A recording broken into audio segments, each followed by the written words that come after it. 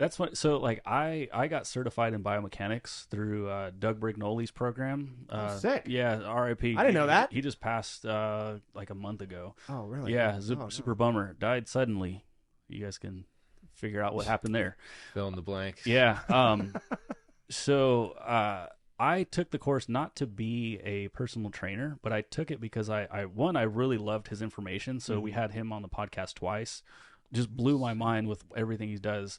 And that's why I only really mess with the cable machine now. But what I wanted to ask you was, like, as somebody who's taken multiple courses and stuff, do you think for somebody that just wants to learn how to train better, like, is that something that someone should pursue, or should they just go to you and just hire you as a trainer to learn themselves? Ooh, great question. I would probably answer that the way that I did it. So when I first got started, and this is before I even owned a house, this was back actually, I started training semi-professionally when I was about 17. I got hooked up with Ian Danny, who you've had on the podcast as well. You know Ian? Oh, yeah. Well, I brought this up on Power Project a little bit Guy's as well. Genius. Dude, he's, now that Poliquin is passed, RIP to him as well, dude, a lot of these guys are dying. It's kind of weird. But now that he's passed, I would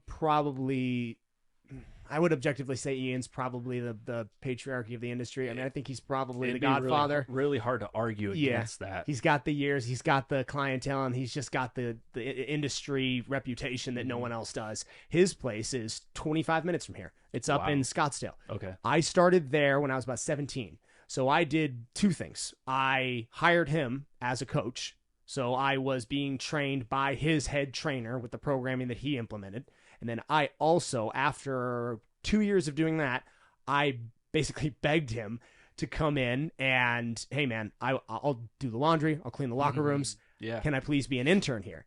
Then I did that for another 2 years. So I both hired a coach and came on as a intern while doing my schooling. So I had a BA in Westmont. I was doing kinesiology and sociology. I got out, had my degree. Once I did that, I did do some other certifications that do help you. I just completed, about 6 months ago now, I completed a master's in exercise science. So as far as formal education goes, I have taken that to a healthy point. But I would say hiring a trainer, someone like Ian Danny, and this is where it gets, I'm not talking about going to a CrossFit gym and hiring that trainer. I'm talking about you need to be very silly, because if you're going to trade, that's the way you need to look at it. I'm going to spend $100,000 on my education to get a master's degree, or in my head, I can take maybe half that money and I'll take $50,000 over 4 years instead of that, and I'll train with Ian Danny. Right. To me, where I'm at now, I see the value in that trade-off.